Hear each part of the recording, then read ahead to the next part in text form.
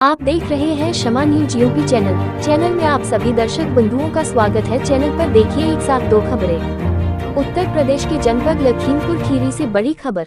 थार गाड़ी का नाम सुनते ही जनपद वासियों के कलेजे में दहशत व्याप्त हो जाती है।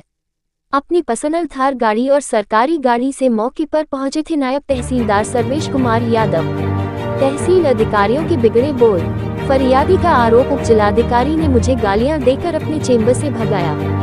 न खाता न बही, जो नायब तहसीलदार कहे वही सही। आपको बता दें, हमारे शमा न्यूज यूपी चैनल पर प्रसारित एक साथ दो खबरें। जनपद लखीमपुर खीरी तहसील बोला गोकर्णनाथ के उप जिलाधिकारी व नायब तहसीलदार एक परगना मजिस्ट्रेट तो दूसरे भी कहीं मजिस्ट्रेट से कम नहीं है। अधिकारियों की है जिनका आम जनता और फरियादियों के प्रति रवैया माकूल नहीं है, जिसका जीता जागता नमूना उस वक्त देखने को मिला जब नायब तहसीलदार सर्वेश कुमार यादव अपनी ब्लैक कलर की थार गाड़ी तथा सरकारी गाड़ी एक साथ लेकर तहसील गोला ब्लॉक कुंभी गोला के ग्राम बघमरा पहुंचे, जहां मेन रोड पर ही लकड़ी का कटान ठेकेदार कर रहा था। नायब तहसीलदार सर्वेश कुमार यादव ने ठेकेदार से लकड़ी कटान से संबंधित दस्तावेज मांगे। ठेकेदार ने नायब तहसीलदार को कागजात दिखाए। उसके बाद ठेकेदार ने डिप्टी रेंजर रामनरेश वर्मा से नायब तहसीलदार की बात कराई, लेकिन हकधर्मी नायब तहसीलदार सर्वेश कुमार यादव ने किसी की एक न सुनी। उसके बाद थाना हैदराबाद पुलिस को फोन कर ट्रैक्टर ट्राली लकड़ी सहित तथा एक जेसीबी स्वयं अपने आप लेकर पुलिस की सुपुर्द कर दिया।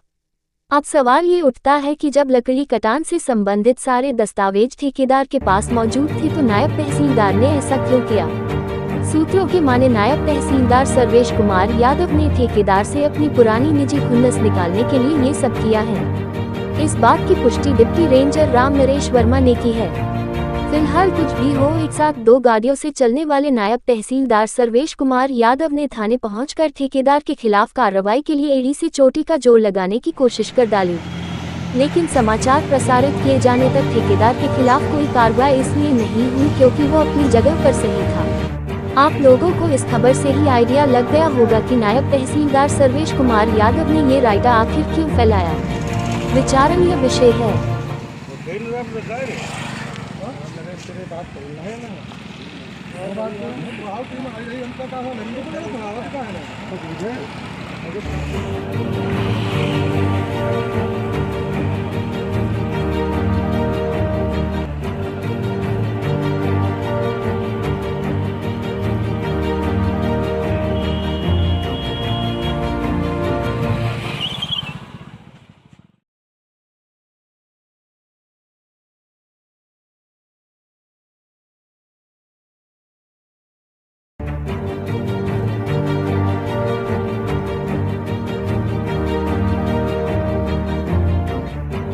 उप जिलाधिकारी विनोद कुमार गुप्ता के ऊपर एक फरियादी ने गंभीर आरोप लगाते हुए बताया कि मैं उप जिलाधिकारी महोदय के चेंबर में अपनी फरियाद लेकर पहुंचा था, लेकिन महोदय हमारे प्रार्थना पत्र को देखकर एकाएक भड़क गए।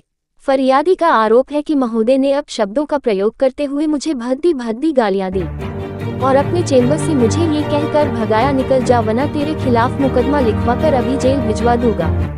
ये मैं नहीं कह रहा हूँ, ये विचारणीय विषय है। जब एक उच्च अधिकारी जनता से ऐसे शब्द उच्चारण करेगा तो कहाँ जाएगी जनता फरियाद लेकर। ये आवाज है उस पीड़ित फरियादी की जो उप जिलाधिकारी विनोद कुमार गुप्ता के चेंबर में अपनी फरियाद लेकर पहुंचा था।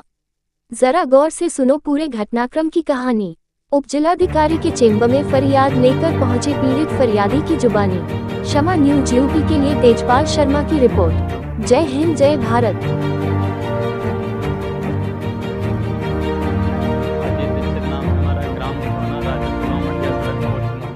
परगना हैदराबाद।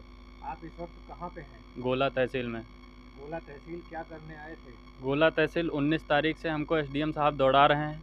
एसडीएम साहब कह रहे थे कि हमारी धान की मौके पर फसल खड़ी है खेत में, जो कि एक विपक्षी महिला जो है वो फर्जी तरीके से कह रही है कि फसल हमारी है, जबकि फसल हमने लगाई है। इसके खिलाफ उसने 10 बार 20 बार कंप्लेंट भी कर चुकी है। कोर्ट ऑफ कंटेम्प्ट का मुकदमा भी हम लोगों के ऊपर कर चुकी है।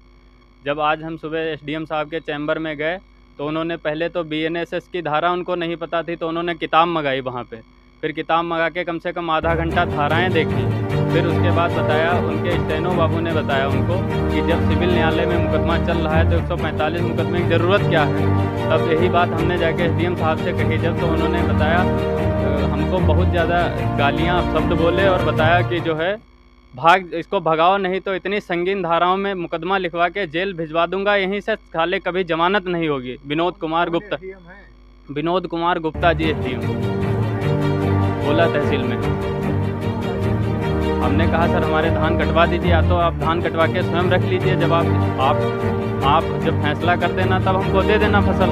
तो उन्होंने बताया इसको भगाओ साले को, माँ बहन की गालियाँ दी हमको।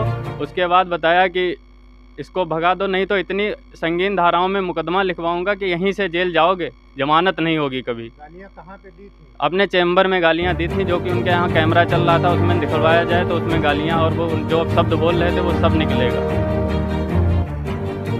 कैलाश बाबू, उनके स्टेनो बाबू या जो भी थे वो बाहर थे, एक होमगार्ड थे बाहर, और अंदर मुबारक अर्दली थे, और एक और कोई लड़का था वो हम नहीं जानते हैं। फ़िलहाल वो बहुत अपशब्द बोल रहे थे। बताया भगाओ, वरना अगर हमारे ऊपर कोई भी भविष्य में कोई मुकदमा कहीं भी पंजीकृत हुआ, या हमारे परिवार के ऊपर, हमारे भाई के ऊपर या हमारे पिताजी के ऊपर, तो उसके जिम्मेदार विनोद कुमार गुप्ता होंगे, जो कि आज हमको उन्होंने धमकी में कहा कि इतनी संगीन धाराओं में मुकदमा लिखवाऊंगा। हमारी मौके पर जो फसल खड़ी है, हमने जो अपने आप फसल बोई है, वो फसल हमारी कटवाई जाए, उसी के लिए हम दौड़ रहे हैं। जो कि हमारा एडीजे फर्स्ट लखीमपुर से आदेश भी हो गया है और कोई मुकदमा उस पर पंजीकृत नहीं है। बैनामा निरस्त्रीकरण का मुकदमा चल रहा है, वो तो सिविल न्यायालय में विचाराधीन है। गोला तहसील में एसडीएम साहब मुझे 19 तारीख से जो दौरा रहे हैं, तो अब क्या निजात, जब वो मुझे माँ बहन की गालियाँ दे रहे हैं तो वो क्या निजात दिलवाएंगे मुझको। अब हम डीएम साहब के पास जाएंगे और आगे जहां उचित लगेगा हम वहां जाएंगे।